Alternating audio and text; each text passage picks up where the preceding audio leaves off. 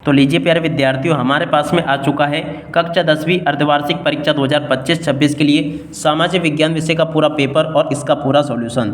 जी हाँ प्यारे बच्चों, यहाँ पर मैं आपको कक्षा 10वीं अर्धवार्षिक परीक्षा 2025-26 के लिए सामाजिक विज्ञान विषय का पूरा पेपर विद सॉल्यूशन के साथ में बताने वाला हूँ। एक भी क्वेश्चन का आंसर प्यारे बच्चों यहाँ से आपका मिस नहीं होगा अगर आपने इस पेपर को अच्छे से देख लिया तो चलो अपन जल्दी से आगे बढ़ते हैं, समझते हैं कक्षा 10वीं अर्धवार्षिक परीक्षा 2025-26 सामाजिक विज्ञान विषय के पूरे पेपर को और इस पेपर के पूरे सॉल्यूशन को। तो देखिएगा प्यारे बच्चों, इस प्रकार का पूरा क्वेश्चन पेपर आपको परीक्षाओं में देखने को मिलेगा। आप लोग अच्छे से इस पेपर को देख लें और पूरा पेपर समझ लें। कक्षा 10वीं अर्धवार्षिक परीक्षा 2025-26 का सामाजिक विज्ञान विषय का पूरा पेपर है, जिसमें कि टोटली प्यारे बच्चों आपसे 23 क्वेश्चन पूछे जाएंगे और 75 अंकों का पूरा पेपर होगा। A to Z प्यारे बच्चों टोटली पूरा क्वेश्चन पेपर आपका परीक्षाओं में ऐसा ही आएगा जैसा कि मैं आपको बताऊंगा। तो चलो अपन जल्दी से आगे बढ़ते हैं, समझते हैं आपके पूरे पेपर को। देख सकते हो प्यारे बच्चों, निर्देश आपके पेपर में ये दिए जाएंगे और उसके बाद में देखो आगे आपके पेपर में परीक्षा में क्वेश्चन इस प्रकार से पूछे जाएंगे जैसे कि मैं आपको बताने वाला हूँ। अब चलो इसके बाद में अपन आगे बढ़ते हैं, समझ लेते हैं आपके पूरे पेपर को और इस पेपर के पूरे सॉल्यूशन को, ताकि आपको ये पूरा पेपर अच्छी प्रकार से समझ में आ सके। तो देखो प्यारे बच्चों, ये रहा पूरा आपका क्वेश्चन पेपर। आप लोग क्वेश्चन पेपर को अच्छे से देख कर जाना ताकि आपको ये अच्छे से समझ में आ सके। देखो पहला क्वेश्चन प्यारे बच्चों पूछा है, मृदा निर्माण में सबसे अधिक योगदान होता है। देखो प्यारे बच्चों, सेलों का योगदान होता है। सरदार सरोवर बांध बनाया गया, तो देखो प्यारे बच्चों नर्मदा नदी पर बनाया गया। मुंबई में पहली कपड़ा मिल स्थापित हुई, तो देखो प्यारे बच्चों 1854 में स्थापित हुई। और अब अगला क्वेश्चन, सिंगली को श्रीलंका में कब राजभाषा घोषित किया गया? 1956 में घोषित किया गया। राष्ट्रीय विकास का अर्थ है, तो देखो इसका राइट आंसर आपका आ जाएगा उपरोक्त सभी। कपास किस प्रकार का उत्पाद है? तो देखो प्यारे बच्चों प्राकृतिक उत्पाद है। और उसके बाद में चलो अपन आगे बढ़ते हैं, आगे के सभी क्वेश्चन और उन क्वेश्चन के आंसर को और देखते हैं। देखो प्यारे बच्चों, यहाँ पर आपके पेपर में जो क्वेश्चन पूछे ना, इन क्वेश्चन को और आप लोग अच्छे से देख कर जाना। संपूर्ण उत्तरी मैदान जो ना जाड़ों मृदा का बना हुआ है। अब अगला क्वेश्चन, देश में आधे से अधिक वन क्षेत्र आरक्षित वन क्षेत्र में घोषित किए गए हैं। और अब अगला क्वेश्चन, महानदी बेसिन में हीराकुंड बांध परियोजना जल संरक्षण और बाढ़ नियंत्रण का समन्वय है। ठीक है ना, यहाँ पर आपको हीराकुंड बांध लिखना होगा। और बेल्जियम की कुल आबादी का 59% हिस्सा फ्लेमिश इलाके में रहता है। और अब अगला क्वेश्चन, जाति पर आधारित सामाजिक विभाजन सिर्फ भारत में है। भूमिगत जल भौमजल का साधन का एक उदाहरण है। ठीक है, तो यहाँ तक के प्यारे बच्चों मैंने आपको सभी क्वेश्चन के आंसर बता दिए। उसके बाद में देखो यहाँ से आप लोग जोड़ी को देख कर जाना। जोड़ी आपके पेपर में परीक्षाओं में कुछ इस प्रकार से आएगी। बांधवगढ़ राष्ट्रीय उद्यान, इसकी जोड़ी का मिलान मध्य प्रदेश से हो जाएगा। चाय की जोड़ी का मिलान प्यारे बच्चों असम से होगा। फ्रांस की क्रांति की जोड़ी का मिलान प्यारे बच्चों 1789 से होगा। रोलट एक्ट की जोड़ी का मिलान 1919 से होगा। बेल्जियम की भाषा प्यारे बच्चों डच एवं फ्रेंच होगी। करेंसी की जोड़ी का मिलान प्यारे बच्चों देश की सरकारें उसे प्राधिकृत करती है। तो ऐसे आप लोग देख लें इसको पूरा।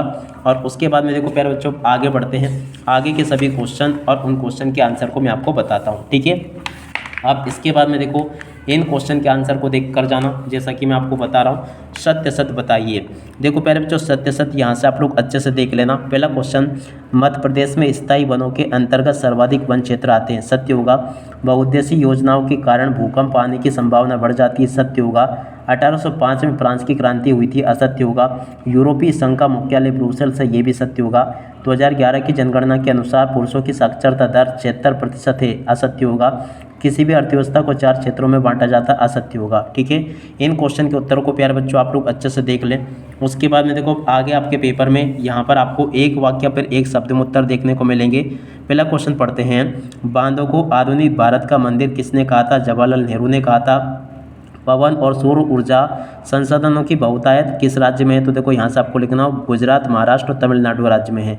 औद्योगिक क्रांति सबसे पहले किस देश में प्रारंभ हुई थी? तो देखो प्यारे बच्चों ब्रिटेन में प्रारंभ हुई थी। श्रीलंका किस वर्ष में स्वतंत्र राष्ट्र बना? तो देखो प्यारे बच्चों 4 फरवरी 1948 में बना। और अब अगला क्वेश्चन, 2011 की जनगणना के अनुसार भारत में साक्षरता दर थी। तो देखो यहाँ से आपको लिखना होगा 74.04%। सूचना एवं संचार प्रौद्योगिकी को संक्षेप में क्या कहा जाता है? तो देखो इसको प्यारे बच्चों संक्षेप में IT कहते हैं। ठीक है, यहाँ तक के सभी क्वेश्चन के उत्तर मैंने आपको बता दिए। उसके बाद में देखो यहाँ पर आपके पेपर में परीक्षाओं में इस प्रकार से इंग्लिश मीडियम के बच्चों के लिए दिए जाएंगे क्वेश्चन। अब इसके बाद में देखो आगे जो क्वेश्चन पूछे ना, इन सभी क्वेश्चन के आंसर मैं आपको 1 बाय 1 करके बताने वाला हूँ। तो चलो आगे मैं आपको इन क्वेश्चन के उत्तर बता देता हूँ। देखो यहाँ पर क्वेश्चन जो पूछे ना, इन क्वेश्चन के उत्तर को आप लोग अच्छे से देख कर जाना। प्रश्न पूछा है, आरक्षित वन क्या है?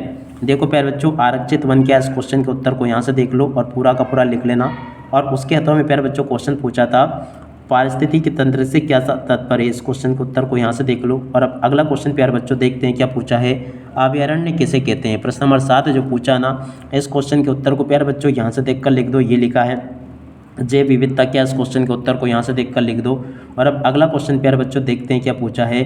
देखो प्रश्न नंबर 8 पूछा है रोपण कृषि की 2 विशेषताएं लिखिए। देखो प्यारे बच्चों रोपण कृषि की 2 विशेषताएं यहाँ से आपको देखकर बतानी है। और अब अगला क्वेश्चन जूट को सुनहरा रेशा क्यों कहते हैं, इस क्वेश्चन के उत्तर को यहाँ से देखकर लिख दो। और अब अगला क्वेश्चन प्यारे बच्चों पढ़ते हैं रबी और खरीफ की फसलों में नाम बताइए। तो देखो यहाँ से आपको इन क्वेश्चन के उत्तर को देखकर लिख देना है। और अब अगला क्वेश्चन प्यारे बच्चों जायद की फसलें कौन कौन सी, इस क्वेश्चन के उत्तर को यहाँ से देखकर लिख दो। और अब अगला क्वेश्चन प्यारे बच्चों देखो फ्रेडरिक सारियो कौन था। तो देखो प्यारे बच्चों फ्रेडरिक सारियो कौन था, इस क्वेश्चन के उत्तर को यहाँ से देखकर लिख दो। जलवराइन क्या था, इस क्वेश्चन के उत्तर को प्यारे बच्चों यहाँ से देखकर लिख दो। और अब अगला क्वेश्चन पढ़ते हैं क्या दे रखा है। देखो यहाँ तक के सभी क्वेश्चन के उत्तर प्यारे बच्चों मैंने आपको बता दिए। अब इसके बाद में चलो अपन आगे बढ़ते हैं, आगे के क्वेश्चन के उत्तर को देखते हैं। यहाँ पर क्वेश्चन पूछा है पिकेटिंग का अर्थ क्या है, प्रश्न नंबर 11। देखो प्यारे बच्चों यहाँ से आप लोग प्रश्न नंबर 11 के उत्तर को देख लो। 11 के अथवा क्वेश्चन का उत्तर प्यारे बच्चों ये लिखा है। और उसके बाद में देखो प्रश्न नंबर 12 कॉर्न लॉग क्या था। प्रश्न नंबर 12 जो पूछा है यहाँ से आप लोग प्रश्न नंबर 12 के उत्तर को देख ले। अब अगला क्वेश्चन उच्चतर खरीद व्यवस्था क्या थी, इस क्वेश्चन के उत्तर को यहाँ से देख लो। और अब 13वां क्वेश्चन पढ़ते हैं आयात शुल्क से आप क्या से। तो देखो आयात शुल्क क्या से, इस क्वेश्चन के उत्तर को यहाँ से देख लो। द्वितीय विश्व युद्ध में मित्र राष्ट्र धुरी राष्ट्र में कौन कौन सी शक्तियाँ, इस क्वेश्चन के उत्तर को यहाँ से देखकर लिख देना। और अब अगला क्वेश्चन सत्ता का क्षैतिज बंटवारा क्या है, प्रश्न नंबर 14। तो देखो यहाँ से आप लोग प्रश्न नंबर 14 के उत्तर को देख लो। अत वाले क्वेश्चन के उत्तर को प्यारे बच्चों यहाँ से देख लो। और अब अगला क्वेश्चन पढ़ते हैं धर्मनिरपेक्ष शासन क्या है, प्रश्न नंबर 15। तो देखो यहाँ से आप लोग प्रश्न नंबर 15 के उत्तर को देख ले। लैंगिक असमानता का आधार क्या है। और उसके बाद में देखो प्यारे बच्चों अगला क्वेश्चन पढ़ते हैं अपन क्या दे रखा है। देखो शहरी क्षेत्र में रोजगार पैदा करने के 2 उपाय बताइए। देखो प्यारे बच्चों शहरी क्षेत्र में रोजगार पैदा करने के 2 उपाय यहाँ से देख लेना। प्रश्न नंबर 17 का उत्तर प्यारे बच्चों ये पूछा है। 17 के अतवाले क्वेश्चन का उत्तर ये पूछा है। प्रश्न नंबर 18 का उत्तर प्यारे बच्चों ये दे रखा है। और 18 के अतवाले क्वेश्चन का उत्तर प्यारे बच्चों ये लिखा है। ठीक है, उसके बाद में देखो प्रश्न नंबर 19 को पढ़ते हैं संघीय शासन व्यवस्था की 3 विशेषता आपको बतानी है। संघीय शासन व्यवस्था की 3 विशेषताएं प्यारे बच्चों यहाँ से आपको देखकर लिख देनी है। उसके अतवाले क्वेश्चन के उत्तर को यहाँ से देखकर लिख दो।